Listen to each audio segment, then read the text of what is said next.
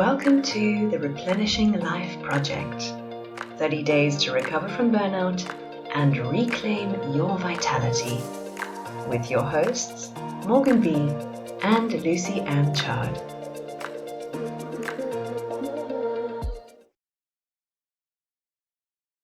So, hey everyone, welcome to the Replenishing Life Project. I'm Lucy Ann Chard and I'm here with my co-host, Morgan B. Hey Morgan. Hi. And today we are thrilled to introduce our guest, Karen Curry Parker. Karen is a best-selling author and founder of a new leading-edge coach training system called the Quantum Alignment System. She has been speaking, coaching, training, and podcasting for almost 30 years, touching close to 10,000 lives around the world. With degrees in both nursing and journalism, Karen began her work as a midwife and also launched her own publishing company. Upon the birth of her own children, she focused on coaching and educating parents. She then studied advanced energy psychology techniques such as EFT and belief point energy repatterning, as well as human design. Karen's work has been featured on Fox News, Bloomberg Businessweek, CBS, ABC, and various radio shows and telesummits. She is currently pursuing her PhD in integrative health and working on her new book, Quantum Creativity. Karen, thank you so much for being here and welcome to the show. I'm excited to be here. It's my favorite topic. So it'll be fun to talk about this. Fantastic. So Karen, you have a number of books out in the world. You've created the Quantum Alignment System. You're pursuing your PhD and working on a new book. Tell us a little bit more about this message that you have to share with the world through this incredible work that you're creating. So I love and I hate this question because it's big and small. Okay, but in the to get to the heart of it, it's like this. We are all infinitely powerful. We are designed to be vital. We are designed to love life. We are designed to be in harmony with everything that each of us is here to uniquely share with the world. But in the process of expressing who we are and being who we are and accessing that vital, juicy aspect of who we are, sometimes we have experiences that distort our perception of who we are and cause us to play smaller than we should be playing. Sometimes we learn lessons either through the way in which we're raised or through school or sometimes through other kinds of experiences that we have, that we're not enough or that somehow we don't fit into this little tiny container that we're supposed to fit into.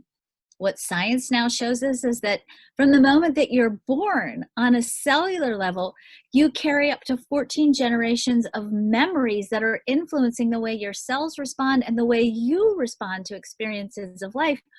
All of those things sort of blocking or clouding your perspective on what's possible for you. And so I really do the work that I do and have been sort of passionately pursuing it in different arenas in the last few years because I really feel that if we could all get these things out of the way that's keeping us from seeing how uniquely powerful, how irreplaceable, and how precious each and every one of us is, that if we can get all that stuff out of the way and really live from that place, and not only live from that place, see other people through that lens, the way in which we would structure our entire world, the way in which we would craft a series of metrics around what's really successful and important in the world would change dramatically. We're facing, some pretty big changes on this planet. I mean, you may not buy into the science of doom and gloom, but science is certainly pointing to something that says, hey, we're going through some really big changes right now. And if we're not fully equipped with our full creative power because we got disconnected from it for some reason, it's going to make it that much more challenging for us to access the resources, the elegant solutions to the challenges facing humanity today. I think we're on the cusp of creating a world of equitable, sustainable peace. The question is how we're going to get there. And if we are more aligned with who we are, I think the pathway will be much easier, much juicier, much more peaceful, and much more beautiful. Oh, what a beautiful message. So empowering. Thank you. That's amazing. And Yes, I see how there are so many changes going on the collective level. Mm-hmm. So for you, I we'd like to talk to you about experiences of burnout and your experience of burnout. And to me, it's something when we are out of alignment that burnout starts to happen. Mm-hmm. And yes, and would you like to share with us your experiences of burnout? So, I've been a coach for 35 years, literally my entire adult life, plus 10 years of learning before then. And I will say personally, I have been very, very burned out at various points along the time. I had breast cancer when I was 40 years old. And at that time, I was a full-time single parent with 4 teenagers. And my husband at the time wasn't able to pay any child support. So I had, the entire responsibility of raising these kids by myself in every way. And I think my body just really said, okay, time out, enough. Um, and to me, that burnout was a really clear signal that I was out of alignment. And part of where I was out of alignment was I really forgot to draw on the power of my faith and my spiritual alignment as part of my way of creating resources for myself and my family. And so I really overdid the creation part using my sheer will and really just totally, burned myself out in a pretty major way. Obviously, like a lot of people, or I would say maybe everyone, I've had little mini burnouts along the way, periodically, but that was certainly my biggest one. I have found in the years that I've done coaching with people, both, coaching parents, coaching, business people, coaching writers, coaching, the general public, that no matter what, and no matter how much money you have, the single biggest cause of burnout, or I always say the biggest cause of pain in your life, is the degree of separation there is between your life that you're living and your authentic self. And the bigger that gap, the greater the pain, and the greater the pain, the greater the capacity to experience burnout. And burnout's not a bad thing. And this is the piece that I really, really want people to get, because we think that burnout's because we've screwed up, we've overworked, we've done too much the wrong way, and then we have burnout, and then we're burned out, and then a lot of times when we're burned out because we lose either our physical wellness or our financial wellness or both simultaneously, we then get kicked out into this cycle of being burned out and then also simultaneously being freaked out about, oh my God, what's next? How am I going to support myself? That we don't get to take full advantage of what I think burnout really is. To me, burnout is like this cosmic loving response from the universe that says, honey, oh my God, sweetheart, you're so tired. I know, take a break. Why don't you go get on that couch and rest and rejuvenate yourself? And oh, while you're there, why don't you remember to plug into source, because there's something bigger than you that's creating through you. And if you can reconnect with that, you're going to be fine. So take some time off. We get burnt out and our first response is, oh my God, what am I going to do? And then even if you're laying on the couch, you're laying on the couch freaking out, and you won't heal if you don't take that cosmic loving pause and rejuvenate yourself. If you're laying there freaking out and stressing out and worried and terrified, you don't get to take advantage of that beautiful blessing that the universe is sort of giving you.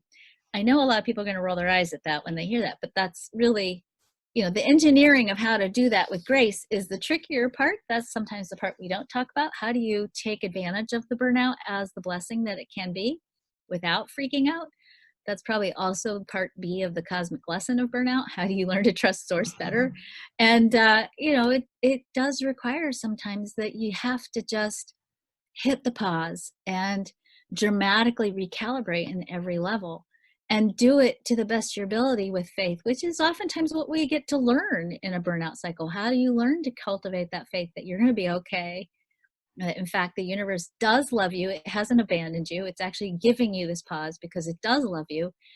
And that if you can give yourself permission to rest, and sometimes it means we have to jerry rig it. I mean, it might mean that during that rest cycle, you might have to just go get a straight up job, something like tending a bar, not tending a bar, maybe tending, being a barista or working at a grocery store, just to span the financial gap temporarily, and then give yourself permission to go, okay, I'm working this job, and when I'm off, I'm off. And it's not the kind of job I have to bring home with me. It's not the kind of job I have to freak out and worry about. This is just my pause. And in this pause cycle, I'm going to do the minimum amount necessary to create the support if I don't have it, and then rest and be like super religious about it, and then see what else shows up. I have to say, Karen, that hearing you speak about burnout in that way, it feels like, for me, it feels like a healing balm for my heart. And that in itself is like, I could just feel my whole energy just went, oh, how beautiful. It's such a graceful perspective. And so thank you for sharing that with us. It's beautiful. You're welcome. I'd really be really curious to hear from your perspective, given what you've just been saying. Why do you feel that now in society that we're seeing more and more people in a state of burnout? Is this something that you think is this something you're seeing more often, or what's your perspective on this? That's a big question too. Okay, so I think that we are, well, if we look at the astrology of what's going on in the planet right now, the planets are really inviting us to redefine our personal narrative and to craft a personal narrative about who we are in such a way that we are in alignment with who we really are. I think the metric of success as part of this is in flux. We have for, hundreds of years now measured success by material gain or material accumulation of stuff. Your value is determined by how much money you have, what kind of house you live in, etc. Because we're changing, and because I think we have discovered, at least on a certain level, some of us have been blessed enough to discover the idea that money isn't going to sustain you. It can in the short run. It does for some people over the course of their lifetime, but lifetimes are very short in the history of humanity. And what humanity has discovered is that money doesn't create well-being. Money doesn't buy you a long and juicy life necessarily. So the metric now for, okay, what does create a good and juicy life is shifting. And part of what's shifting is the metric of success. And I believe that we're beginning to really evaluate, how do we create success and what does success mean? And I think that we are really beginning to decide as a species that, hey, maybe success is about sustainability. And that sustainability is about making sure you're doing the things in your life that create the highest quality of well-being in your world. If you're not creating well-being and living from a place of well-being and adding ultimately a greater quality of well-being to the world, you are not operating in a sustainable way. And as we face a potential crisis in sustainable resources, this is what science is telling us, we have to respond to that crisis from a place of sustainability. You can't be green, let's say, or lean green, or you can't go eat organic and save the planet if you yourself are not sustainable. If you're burned out, you have nothing to give to the world. You have nothing to add to the sustainability conversation of the world. So I think because the world is really saying, hey, we need to revisit this conversation of what does it mean to be abundant? What does it mean to be sustainable? And how do we create more for everyone? And how do we do it with a different metric of success than material gain? Because obviously that's not working for many, many reasons. I think we're now looking at, well, hey, wait a minute. I can't create sustainably because I'm burned out. I'm not living from a place of well-being, so I can't add anything back to this conversation into the world as it's shifting. And so it's becoming more painfully aware to a lot of us that, oh, we're out of alignment. And if we're out of alignment, we don't have anything to give back. And I will say that, I've coached over 10,000 people in my life. I don't even want to talk about how many people I've done readings for or charts I've run or whatever I've done with my life, all the different mutations. And I'll tell you, I don't think I have met a single human being that at the heart of their being, in the heart of their being, didn't want to give something beautiful back to the world. I think it's the nature of humanity to want to share who we are and what we know and what we have with others. And we know that that's the primary drive in the human heart. And we can't do that at this crucial junction on these changes that are happening on the planet if we ourselves are not sustainable. So it's becoming very painfully aware, I think, for all of us. Yeah, agree. And Lucy and I were talking this morning before our call that the way we value, or our values, are changing as a collective, and what we value, or even, yes, and as you were saying, how we look at money or resources, and the whole aspect of, if the sustainability of what we're creating, all that is shifting right now. And yeah, we can definitely feel that. So with this piece, from your perspective, why do you think it's important that we talk about burnout more and share about burnout and what it's all about? Well, I'll say, just to keep it super simple, burned out people can't create sustainably. Right. Period. The end. If you don't have access to your own energy source, your own inner resources, you don't have anything to give. And it's not just that you don't have anything to give, you're actually taking from the resources of the people around you. And there's nothing wrong with that. I mean, please be clear that as I'm saying this, if you're a burned out person, you are worthy of all the support that you need to heal that burnout. That's unquestionable. And healing that burnout is imperative, because we can't create in the world from a place of emptiness and depletion. Right.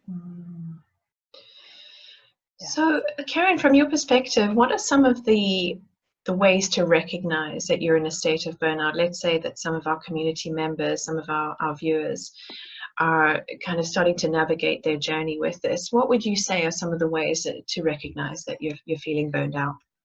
There's a long list, but here, I'll start with the basics. Number one, you literally can't get your body moving, that you lose physical energy. And maybe you have the energy to get to work, but you come home and you're like out on the couch watching Netflix, okay? And not doing all those baseline things you need to do to sustain yourself, like meditate, keep your house clean, pay your bills. Sometimes when we're burned out, we have a hard time just living. Number two, sometimes it's more subtle. And I call this rock middle, right? Where you're going through the motions of living your life. And this is a really clever place where super intelligent people who are very good at being good hide out with their burnout. It's like you're going through the motions of doing your life, right? But you're and you even have a sense of where you'd like to go and what you'd like to grow in your life, but you're not doing the work. You're procrastinating. You're putting things off. I have a publishing company. I'll tell you, the number one thing people say to me is, I have a book in me. I can see it in my mind's eye. It's a bestseller. I'm like, great, show me your manuscript. And they'll be like, well, I haven't actually written it yet. I'm like, well, good, call me back when you've written it. And I never hear from them again, right? Because they're putting it off, and they know there's a message there that they have to share, but they don't have the vitality to bring to the table that extra oomph to really begin the shift of transforming your life into what you know it could be. Sometimes it'll show up in tensions in your partnerships, especially if you're depleted and you have an unconscious expectation that maybe your partner's going to rescue you or do those things for you that you can't really do for yourself. And then you get resentful, and you're resentful of your partner, and it's not really about your partner. It's that you've abdicated your own responsibility for your own energy resources, and you're hoping somebody else is going to come do it for you. Sometimes it shows up in our bodies, not just with exhaustion. Sometimes it's a chronic thing that happens. You'll have this, some kind of chronic health issue that goes on that's maybe not even completely clinically based, or has a clinical basis, but just barely. And so people can't really figure out what's up with you, but you can't quite get your juju together and get your mojo going. it'll show up in, of course, avoidance things that we do. Like, I know I joke a lot about binge watching Netflix, but I as a not burned out person, periodically I try to binge watch something because I just think it's a fascinating idea, and I can't make it through more than 2 episodes of anything. It's like I can't sit still that long, and I think if you can sit still for an entire season of something for an entire day, that's not resting, that's hiding out, and there's a difference between the two. Oftentimes you'll fail to do the things that will resource you because there's a fear, an unconscious fear that, if I get my energy back, I'm just going to end up going out and getting depleted again. So we get stuck sort of in this low level cycle of burnout and not actually do the things we need to do because we're afraid that if we do get our energy back, we're just going to go back into the cycle. And sometimes we go back into the cycle because we haven't really done the homework necessary to bring ourselves back online. That's just a couple of examples. There are lots of really major samples. That the Harvard School of Public Health did a study, and they found that burnout is the number one source of motivational dysfunction, and that there's a deep relationship between burnout and trauma and motivational dysfunction. And when I look at the work that I do, and I look at the coaching work that I've done over the years, I'll say that our definition of trauma and what is traumatic is really not big enough. We have a very limited definition of trauma, and it really involves, actual threatened death, sexual violence, any kind of event that causes you to have to make a very significantly disruptive moral decision that's out of alignment with your moral values. That's pretty much the basic gist of our definition of trauma. I think trauma is any event that causes you to lose connection with your authentic self and lose connection with your own place of value in the world. And if we look at trauma, that definition of trauma in the context of burnout, and I look at some of the research data that I've done just from my subscribers, I would say that 97% of us are in some way, shape, or form traumatized, and probably 90% of us are in some way, shape, or form burned out because of that trauma. Wow. Yeah. Oh, wow. Yes. Yeah, there's a lot in there. Yes. And I agree with that. Yes.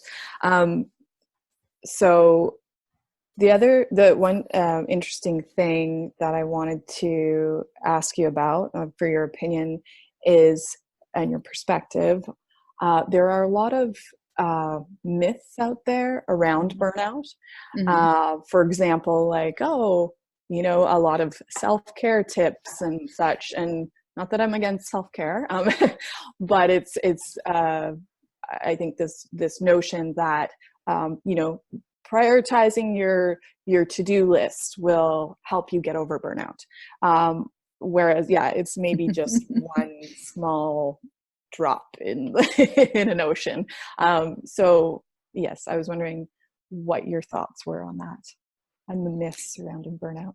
So there are a lot of myths around burnout, including the most prominent one, and this is actually the one that is owned by the World Health Organization, that burnout is a result of a dysfunctional workplace, being overworked, or having some kind of stress in the workplace. And in fact, the World Health Organization sets it up so that the World Health Organization says burnout is an actual medical diagnosis, but that it's directly related to work, and that it cannot be applied in a broad sense to anything else, which I think is doo-doo.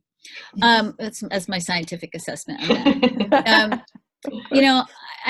I'll relate it back to a study that I did with my list. I surveyed I had 1,000 people, I had 1,000 respondents who responded to my survey.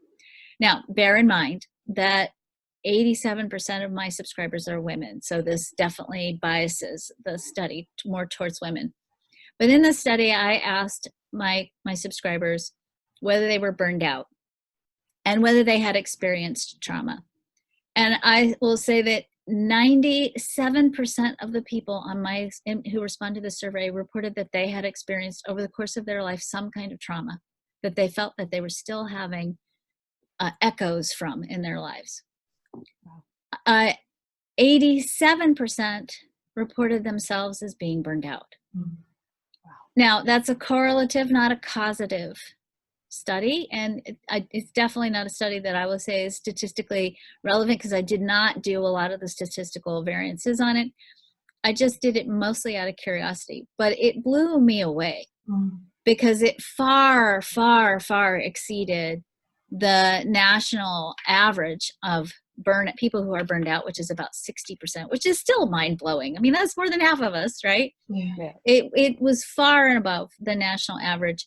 And the fact that so many people on my list have described themselves as feeling traumatized as well as burned out, really, I think, more than anything, begs of us to do some more research around the relationship between trauma and burnout. And again, perhaps really getting hardcore about redefining what is trauma. And I will say, maybe even having bigger, better conversations about trauma, because I also really do think that even along the more traditional definitions of trauma, that there are more people traumatized than perhaps are reporting. I will say, even this year, I coached men this year, and this is the first year I've ever coached men. I've never coached men, and I had a couple of really high-powered male clients. And I was terrified. I was like, what am I going to say to men, right? And as it turns out, every single one of them had been a victim of a sexual assault at the hands of a priest. And they were from all over different parts of the world. So it wasn't like one little geographical location. And they had the exact same challenges that we have as women. Challenges with confidence, challenges with self-esteem, challenges with self-worth. It was easier, I think, for them as men to hide that trauma in a world the way that it's constructed right now. They weren't quite as vulnerable, but other than that, the internal place that they carried, the internal disruption of their sense of who they are and their self-worth was exactly the same as it is for women. So, I think that we need to have a different conversation about trauma and burnout. And I think going sort of hand in hand with that, back to your question a little bit, Morgan, I think we also need to have a very different conversation about what is self-care. I am pretty sick of watching people putting bath bombs into their bathtubs on Instagram and being like, this is self-care. That is not self-care. That's taking a bath. We all do that, okay? I want to maybe redefine it to what I'll call self-generosity. Meaning, if you want to heal your burnout, you have to learn how to be generous with yourself on the inside as well as the outside. And the very first place that I really want to invite people to start is start paying attention to how you're talking about yourself, to yourself. Because you're probably saying things to yourself you'd never say to anybody else. So cut it out and get religious about exploring better ways to communicate with yourself so that you're creating an internally generous state and then externally crafting a lifestyle that matches that internally generous state. And that takes awareness, it takes practice. You have to rewrite sometimes a lot of brain hardwiring, but it can be done. And it can be done with intention, and it can be done when you're deliberate and you understand that if you change the internal plane first of all, you decrease your cortisol levels. That's your stress response. You change your immune response, so your immune system gets stronger. You begin to increase your dopamine and your serotonin levels, so your creativity goes up, your well-being goes up, your health improves. And it's just so many studies now that show over and over again, if we could get this thing out of the way and start talking to ourselves more beautifully inside, we could shift this whole dynamic. It's so incredibly, it's just so vital what you're saying, Karen. And I, just circling back to a couple of points that you mentioned that I just want to touch on again. This importance of having these conversations and starting to have these discussions and allowing them to go deeper. I absolutely love, and I really appreciate what you're saying there about the connection to trauma and how there is trauma that we're kind of collectively working through and digesting and transmuting. I think I definitely agree with you from experience that burnout has been associated as a work-orientated thing. And, for me, one of the myths was just take a week off. You'll be fine. You know, you'll recover after a week. You're good. Right. Take a week off. You're good. And then if somebody tells me to take another Epsom salt bath, not that it's, you know, not that we're being negative about that, but that's not what it's about. And I think I just love that it's about giving us ourselves permission to have the deeper conversations, because that's really, I think, where the healing takes place. Absolutely. So tell us a little bit more about what support is available, the kind of resources that are available for people from your perspective. Well, I mean, I think the first thing that I recommend that I think is really, really powerful is you got to get in there and clear out the stinking thinking. I mean, there's just no way around that. You got to get your head on straight. And I think that takes, first of all, awareness. You know, you're start looking at how are the people in your life modeling to you what they think about themselves, because you're probably taking that in. I mean, that's the beauty of understanding, you know, your human design. When you understand your human design, you start to see that most of us are designed to read other people's minds on some level. And if you're in an environment that's got some stinking thinking going on, you're probably amplifying it. I'm a huge fan of energy psychology and using the emotional freedom techniques, just because there's such a nice, strong research base behind that now that shows that if you can get in there and change your perspective, but don't just change your perspective, change the energetic hardwiring around that at the same time, so that when you change your mind, you're clearing up the default energy patterns so that you're not sliding back when you get triggered, and you're going to get re-triggered. You're not sliding back into old patterns, that you've actually really literally cleaned out the energy around old thought forms, around your genetic programming, around your upbringing. You know, I think there's a lot of evidence emerging now about the importance of not only shifting things on an epigenetic level and a cognitive level, but actually shifting things on an energetic level as well, which is why I'm a big fan of using essential oils and flower essences, because those are energy medicines that calibrate your energy field and keep it stable. So again, when you get re-triggered, you don't slide back, because you kind of have an energy band-aid on your energy field. And then, of course, literally changing your behavior. And when you can do all of those things and start to learn how to tap into other potential realities by knowing how to create at a quantum level, which is really what my next book is about, is learning how to access those bigger opportunities, those bigger answers, and you integrate all of that together, then you have a powerful way of tackling burnout from multiple perspectives. So that's actually what I did with the quantum alignment system. It's blended together human design, energy psychology, subtle body therapies and essential oils, as well as traditional coaching and learning how to tap into quantum possibilities. So that's of course, I think the best resource, but certainly a very powerful way for people to get an integrated approach to how to really start the process of healing.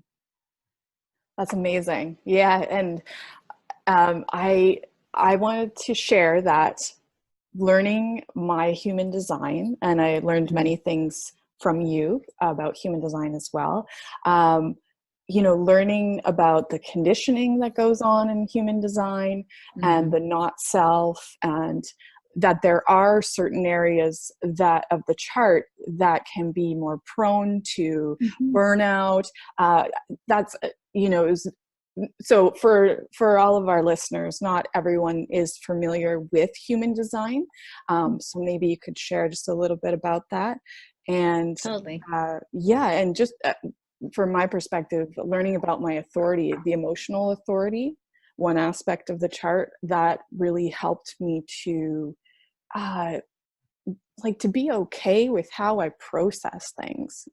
I don't know. That's how I explain it. But anyways, yeah, I'd love for you to share a little more. So one of the things that I teach is that burnout is actually a cycle of disruption. And it's really, when you get burned out, it's usually because your higher self or your soul is really calling you out to say, okay, wait, stop. You're not living true to who you are. So we're going to burn you out here so that you can sit down and stop overthinking things and get aligned with who you are. when you go through a cycle of disruption, you enter what I call a cycle called the void, which is really a time when nothing's really happening. You don't quite know who you are anymore. You know you're not who you used to be. And you've got to engineer a new path to a new identity, a new personal narrative, if you will. To get from one side of the void to a cycle of expansion, you need a map. And that map is going to at least give you some guidelines for how do you craft a personal narrative, a story about who you are that's really more authentic. Human design is that map. Human design is a synthesis of Eastern and Western astrology, the Chinese I Ching, the Hindu chakra system, the Judaic Kabbalah, and quantum physics. And it basically takes what I like to call cross-cultural, modern and ancient archetypes, throws them all into a big pot, and spits out this really lovely Rolodex of personality traits that are unique to every one of us, that gives us a very systematic approach to understanding who we are, and most importantly, not just who we are, but how do we operate in the world? How do we, most importantly, make decisions? And that's really the crux of it. Wherever we are right now, every one of us individually is really the sum total of every choice you've ever made. And I find that most of us really don't know how to make good choices because we're making reactive decisions based on old programming rather than making clear, aligned decisions from that heart of who we really are. Human design, the human design chart, gives you a map to how you get to live the true story of who you are in the world. Does that make sense? Yeah, that was great. Absolutely. So, Karen, if people are interested in finding out more about their human design and the quantum alignment system, the work that you are creating in the world, so where can they find you, and how can they find you? Well, the easiest thing to do is just go to freehumandesignchart.com. And that'll get you started and kind of help you figure out how to get your free chart, how to start understanding your chart, and how to use that chart then as a navigation tool through the void. Perfect. Thank you. And so we were wondering, we have this question that we love that's about healing across time. And so we were wondering if you could send a supportive and loving message to your younger self from 20 odd years ago, what would you say to her? How old was I then? 54, 40, 30. Okay, so here's what I would say to her. I would say, love yourself more. You deserve better and don't settle for less. Beautiful. I felt that. That's lovely. Thank you. Well, thank you so much, Karen, for being a part of this interview series. We're so honored that you would connect with us, and thank you. Thank you again. Thank you. And thank you. Yeah. So yes, thank you everyone for listening to the interview, and we'll put Karen's contact information below in the description, as well as the website where you can go to download your free human design chart and learn more about Karen and the quantum alignment system. So Karen, thank you again. And thank you It's everyone. an honor. Thank you everyone. Thank you so much, Karen. It's been so wonderful to talk with you, and we'll speak to you soon. All right. Thank you. Thanks, everyone. Mm-hmm.